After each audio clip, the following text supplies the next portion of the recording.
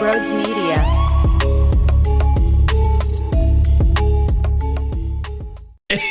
Ew, ew, ew, ew, ew, ew.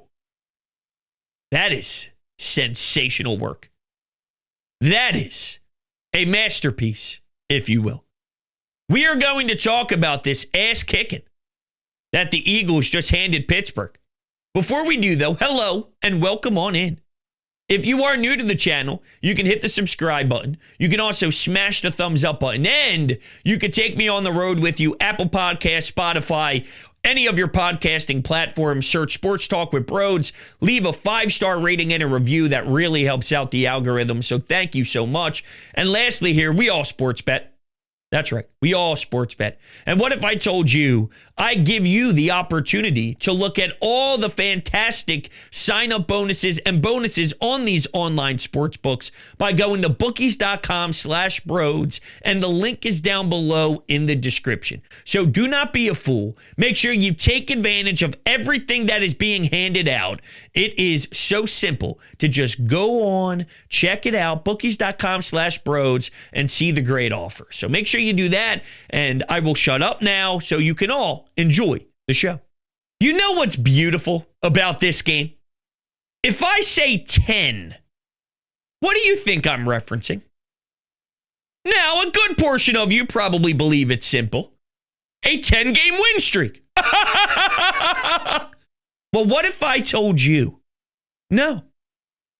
How about a 10-plus minute drive to close out a game up 14 in the fourth quarter when Mike Tomlin elects to punt on 4th and 7?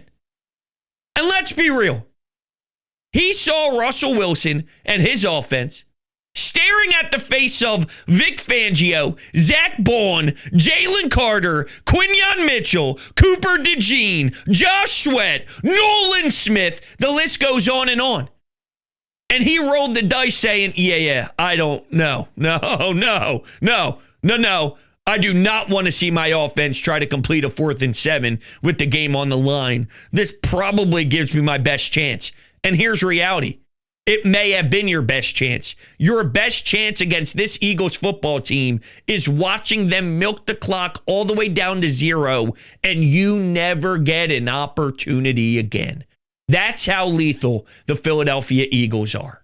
And watching the Lions lose to the Buffalo Bills gives us a whole new sense of urgency to try and snag that number 1 seed that I never really had that dream die yet.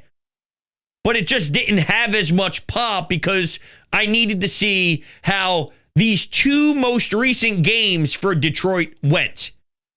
They handled business against Green Bay, but if they were to lose one of those 2, we're in business, as long as the Eagles handled their business. And they did, because they're great. Maybe even the greatest team in the NFL. Not maybe. They look to be. And the reason why I feel strongly about that is their passing game. You heard me correctly. Their passing game puts them on a different level.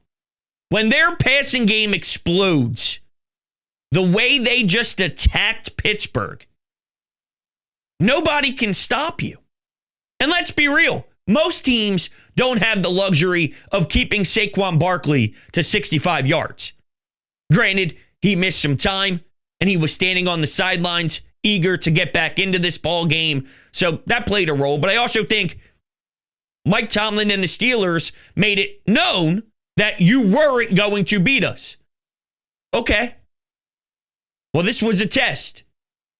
What if somehow Jalen did have to put the team on his back and throw you to a victory?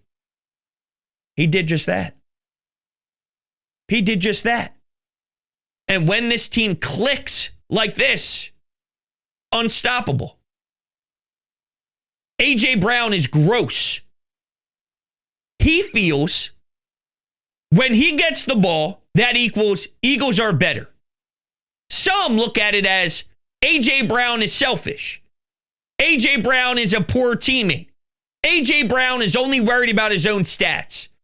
I see it like A.J. Brown understands and comprehends that there is something missing with this team. And if they are able to put the pieces together and find out how to operate a significant difference in their passing game, then they could be the best force in all of the league. And he's not wrong. When you target him, the team is a different monster. You saw that on display today. It helps when your defense is on fire. To get the link popping, as loud as it was for 3 and out, and the Steelers looked lost, the energy, at least through my TV screen, felt as aggressive as a playoff matchup. Now, I don't know if it had something to do with a good portion of Pittsburgh fans in the building. I don't know what the mix was like. I just know there was a time when the Steelers scored a touchdown and you could hear the crowd cheering for the Steelers and go, all right, well, it makes sense, right? It's the PA battle. I'm sure there's local Pittsburgh fans, and I'm sure people made the trip or whatever. So I don't know if it was the mix in the building that brought that out, or it's just the nature of, yo, motherfucker, it's cold outside now. Yo, motherfucker, we are midway through December. It's time. You turn it up a notch when it starts to get chilly. When we start to reach the back end of December, right around Christmas time, football is ratcheted up. It could be that too. And it could be when your team is smoking the other squad. Dude, it's contagious.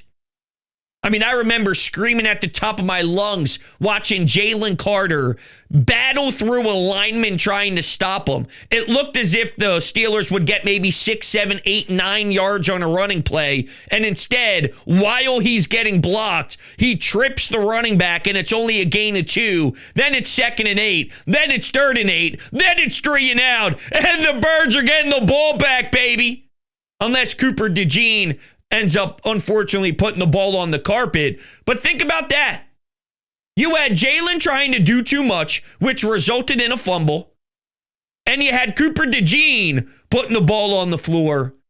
And your defense still stayed strong. It's a different force out there. It just is. And something I really want to highlight is obviously Jalen Carter got extremely lucky that the Birds were able to keep the ball back after he punched someone in the face who probably deserved it, to be fair. But regardless, it was a boneheaded play, and 9-8 needs to be smarter. How do you have your teammates back? You go the length of the quarter. You thought I was going to say field. You go the length of the quarter. And you just finish the game off. Don't worry about it, 9-8. Right, you got coaches stepping in front of Nick Sirianni when Sirianni wants to shred Jalen Carter. And now there's a debate on should a defensive line coach have the authority to get into the face of Sirianni, who's the head coach, who should be able to reprimand anybody the way that he wants to. I actually like it. I actually like the idea of a position coach saying, yo, Nick, don't worry about it. Now, I don't know exactly what the exchange was, but I think he was playing the middleman in between Jalen Carter and Sirianni. And Sirianni does get hot sometimes. He does get heavy. And I like the fact that you can have someone on your staff, and that we'll see how it plays out. I mean, maybe Sirianni doesn't like it, but just in general, the fact that you have relationships on your staff where someone feels comfortable enough to do that, I think it perfectly describes the way Nick Sirianni likes to lead and the way that he likes to have his men underneath of him, where that is okay. And that's a part of why this team has a good culture. So I believe, unless we hear things otherwise throughout the week on, I don't know if that was my favorite, but I'll address that if that ever comes. Nick Sirianni deserves so much appreciation for this week because I screamed that this was just as big of a regular season game as last year against the 49ers, because that's what changed the season around, knowing that there was so much controversy facing that team at home and you got your ass kicked. and everything snapped after that. Knowing the turmoil and the frustration and the noise and the drama that occurred, right, wrong, indifferent, doesn't matter how, if it should have been, I'm not talking about that. It was. That's the truth. That's a fact. It was there. It was living inside those walls of the NovaCare complex. And for them to have that type of response where the first drive, Alcantara, A.J. Brown, Devontae Smith, right off the rip to make a statement that we're coming, that we're attacking, there's urgency to go and go heavy in the passing game. Good luck. That put a huge smile on my face because I thought they needed to do that. Not only does it make you such a stronger team, not only does it make the rest of the league afraid that you have more ways to win than just running and defense, now it's three-layered, multi-layered, but three layers. This team is a force. And Nick Sirianni was able to keep everybody's mind properly where it needed to be in a time of uncomfortable. And even Devontae Smith said that in front of his locker post-game today. They had some uncomfortable conversations about this passing game because there was real toxic energy surrounding why it hasn't reached its peak. And it's good to have uncomfortable conversation. My question becomes, when you have that talk, does it break any relationships? Does it fracture anything? Does it get worse? This was as pretty as we've seen. Jalen Hurts went 25 of 32 for 290 yards and 2 tutties when airing out this football. And he did this all apparently with one of his hands with a broken finger. And think about this too. I know he had the one fumble because he was trying to do too much and break some tackles. But the way the Steelers go out there swinging, like they're Mike Tyson in his prime, not 60 years old in a ring with Jake Paul. All right? I'm watching TJ Watt and all these cats out there throw legitimate uppercuts and haymakers at the football. And somehow Jalen keeps it in his possession as he's got one hand with a broken finger. He's got his other hand. And he's getting to the ground as he's getting sacked. And he somehow maintains the football. That's no joke. This Eagles team, too, by the way, Fred Johnson has to slide in for a sec when Lane Johnson goes down. And Lane versus TJ Watt, it doesn't get as lethal of a matchup as that does. And you saw the one sequence where Lane had the false start, or he jumped early. Yes, he jumped early because I think he was anticipating TJ Watt as a threat, which would scare the hell out of me as well. And then he also had a situation where Jalen got hit and brought to the ground. But I'll tell you what, the Eagles sure had their fair share of greatness at that line as well. Nolan Smith, I saw a lot of pass breakups right around the line of scrimmage. So as a unit, they were able to throw that little wrench in there with Russell Wilson trying to deliver the football to his receivers. George Pickens or not, by the way. I don't want to hear one damn excuse about how they didn't have certain players and how they were extremely hurt. I didn't get to see Saquon to the full potential.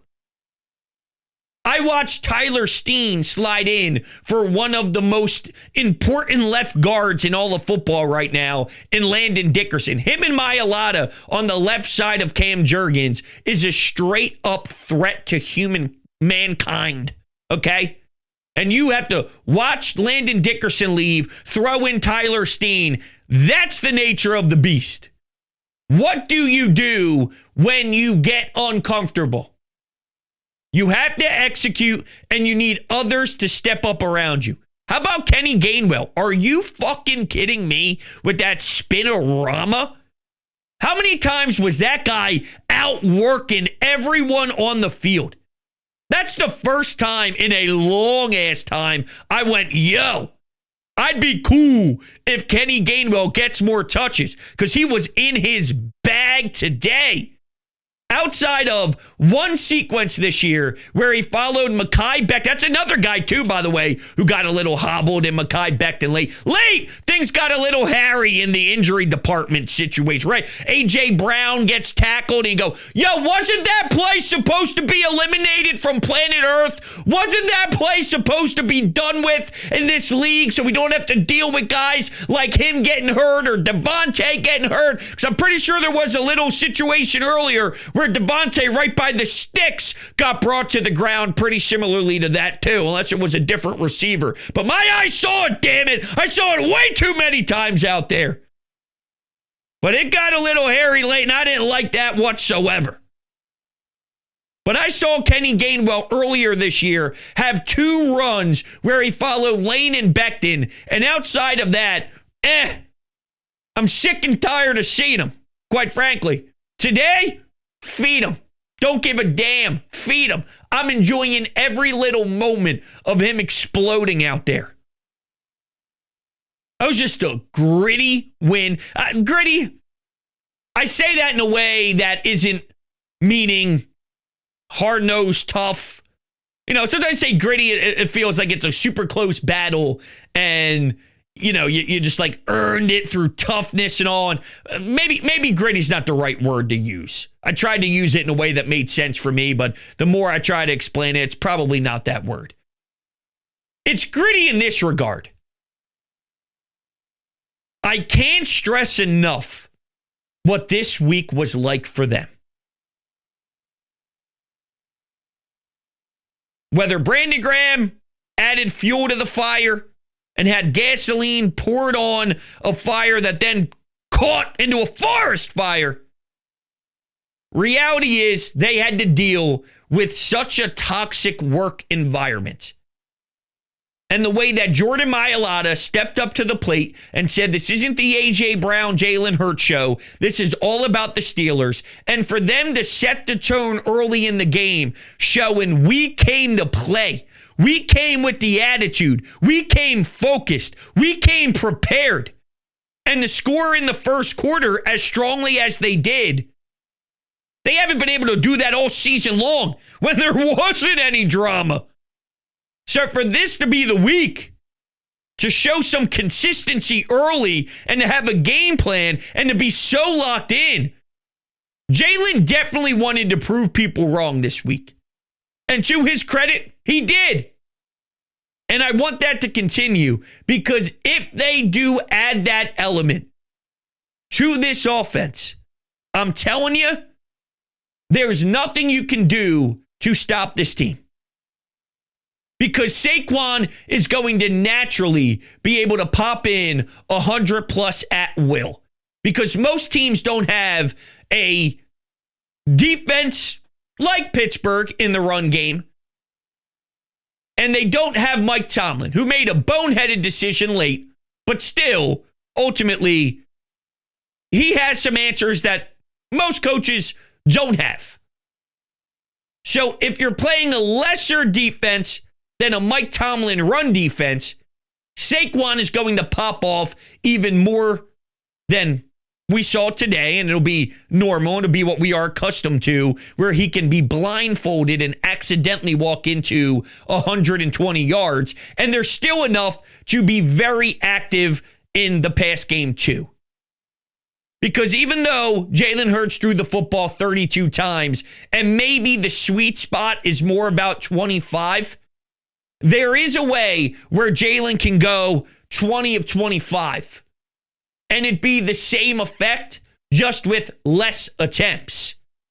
And more would be gifted to number 26. So instead of 65 yards for him, maybe it's 108 yards for Saquon. And oh, by the way, if you want to stack the box, if you want to put a lot of pressure on your defense to stop Saquon Barkley and make sure that's your game plan heading into the game, because it's probably a smart one, because you can't let him eat. You can't let him cook and say, we'll stop AJ and Devontae because he'll gash through you at will and you'll never get the football because these long sustained drives, unless he starts taking it to the house for 50, 55, 60-yard touchdown runs, which is very possible as well. That's sort of what you have to do. If you're an opponent, you have to stack the box heavy and say, fine, Saquon, you can get as many carries as you want, but you won't break through the way that you want to. And then you just have to play the roll the dice game and hope Jalen isn't dialed in, and hope it's more like the Carolina game where he was off. But I'll tell you, I don't think the Carolina game's the norm. I believe this is closer to the norm than the horrible passing display against Carolina. That's why I've been harsh on him. That's why I've been critical. Because I believe deep down that he was more competent than what was being shown. And if he shows what he is capable of doing, this team becomes even greater than I already thought they were. And I already thought they were great. But this is the separator of great to holy shit, nobody can stop you. It's the truth. This defense is overwhelming. Did you see the way they started this game off? It was crazy in there. It was loud. It was intense. It was just a monsoon of Eagles fans going bonkers. And if you get a chance to host an NFC Championship game with Zach Bond or Nakobe Dean out there or Nolan Smith applying pressure to knock you out of field goal range right before the half, even though the Steelers end up sneaking back into field goal range super late, good luck. Good luck. So proud of him. So proud of him. It could not have been easy. Let's not sugarcoat this. Even if the outside noise was, quote, overblown, it doesn't mean when you have to stand there midweek and get drilled by media members about everything that's going on, and the quarterback had to speak, and AJ had 80,000 microphones in front of his face and cameras out the ass just staring right at him. Everybody wanted answers. It's a distraction. Whether it should be, shouldn't be, it was. And what does your football team do when you have to deal with that level of adversity? They go out there and manhandle the Pittsburgh Steelers to the point where you have the football twice as long as them and you more than double their total yards. We should have gotten that football when Harris fumbled it on the toss. That was the football god saying, this Steelers thing is fugazi. Their one touchdown drive was fugazi. They didn't deserve any sort of life. They deserved no sort of real good feeling out there. They didn't deserve it. That stupid Dean Blandino and his stupid referees. Obliteration is what we just witnessed. Obliteration. Hey, we're going to take some phone calls here. Before we do, you know about my friends over at Garage Beer. Dude, today was my daughter's first birthday. We had a fantastic party at a hall from noon to 4, right? It was great. Family, friends. Come on now. You know what type of beer we had. Garage Beer. It's the best light beer on the planet. It's the best light beer to ever touch your lips. Do not worry about an IPA taste. No, no, no. Go to drinkgaragebeer.com. Check them out. When you pull up with the case of Garage Beer on your shoulders, both of them, the ladies go, oh, damn, that kid's sexy. That could be you. drinkgaragebeer.com. All right, with that, let's run to the phone lines and take your calls. Bro, after watching this game, I'm telling you, man, it is going to be the Eagles and the Chiefs in the Super Bowl because there's just no way that these two teams can get away with what they get away with each week. The fumbles, the missed field goals that go in their way, it's got to be those two because they've been outplayed in the half. Both teams have been outplayed in half their games. it's just ridiculous. So that's my pick for the Super Bowl because it's the same shit every week. What does that mean? I don't know what that means. You saw this game today and thought that this reminded you of all these other games? This might have been their best game all year. Are you angry with this team? Look, I got to be honest with you. Maybe I'm absorbing that call the wrong way. That was almost me. I'm a little lost for words. To me, that sounded as if he's putting this game on the same level as what we just witnessed against the Panthers or what we've seen in previous games where they didn't deserve to win, but they did.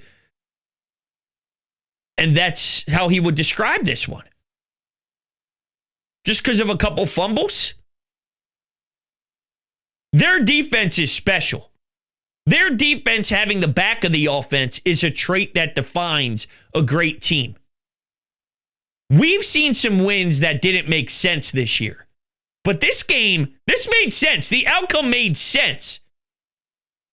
So maybe the one angle that he's trying to say is the Chiefs just win all the time and the Eagles just win even if they have some turnovers in the game.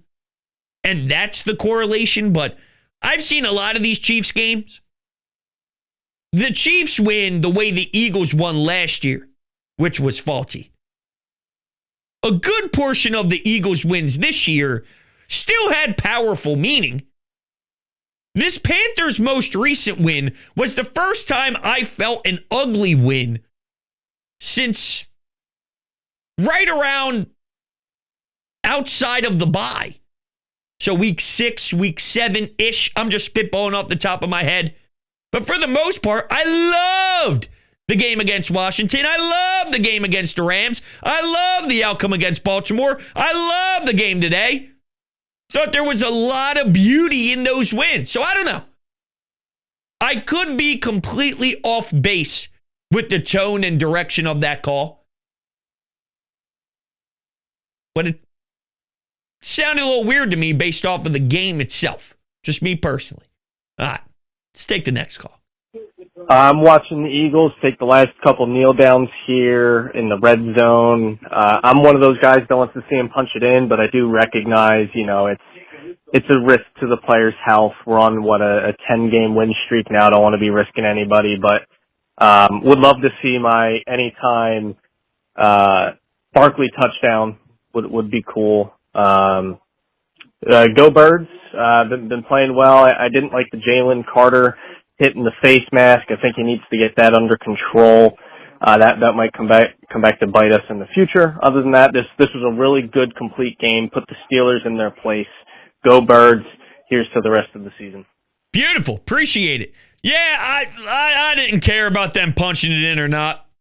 And quite frankly, I just wanted to see the time tick off, especially when guys were starting to get hurt and guys were starting to get banged up a little bit. So I just wanted the game to end. I didn't want to deal with anything where I'm seeing guys fall. We even saw Sidney Brown, one of the first kickoffs of the game. He goes down and it didn't look good, and you could see his hand sort of had that similar look that Tua had when he started to get hit in the head. So that wasn't pretty.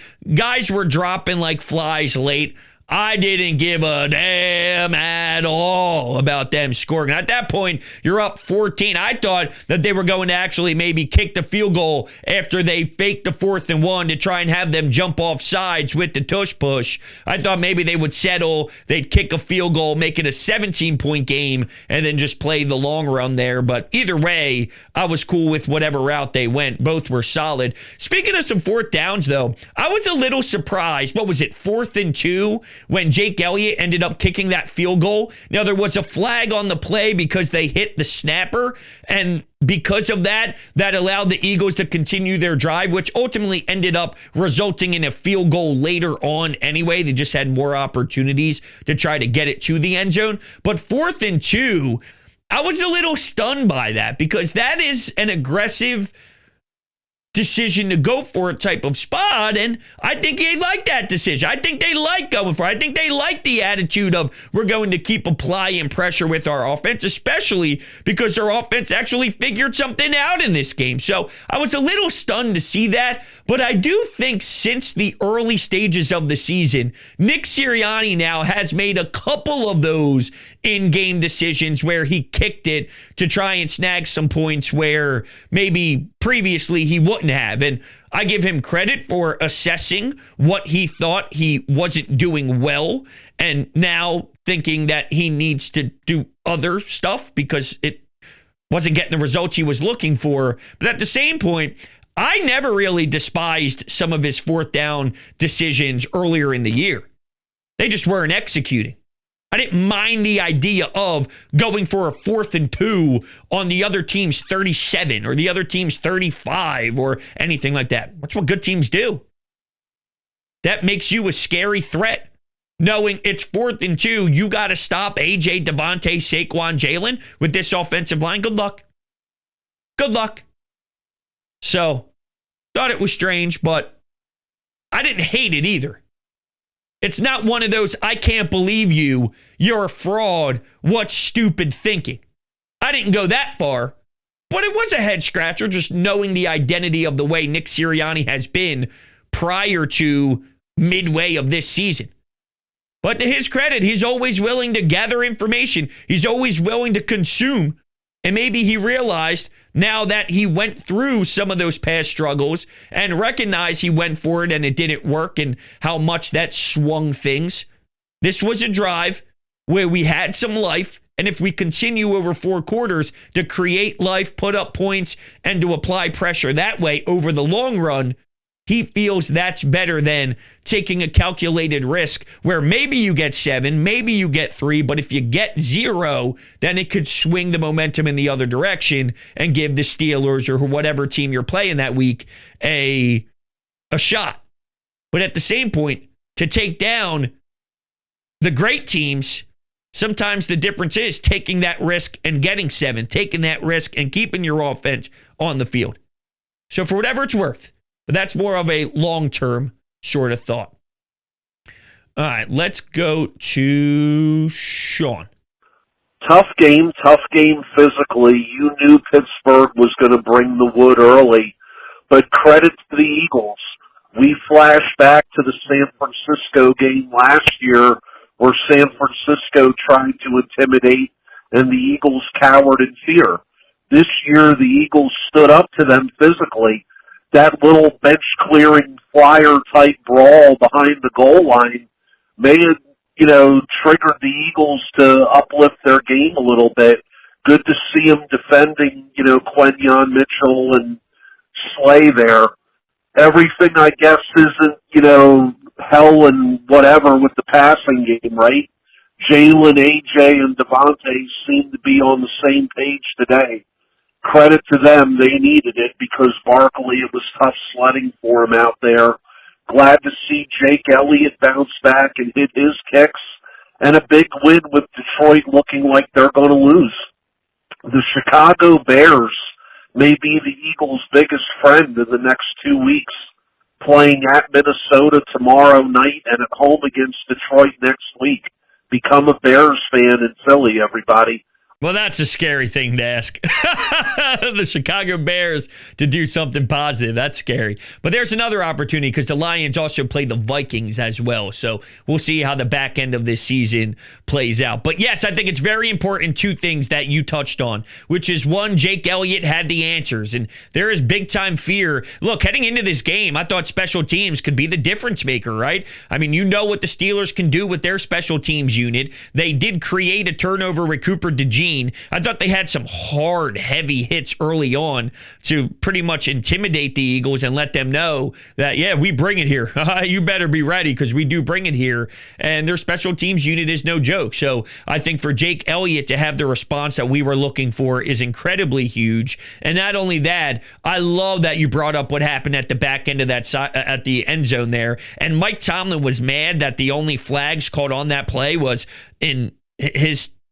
on his team. Did you see the replay?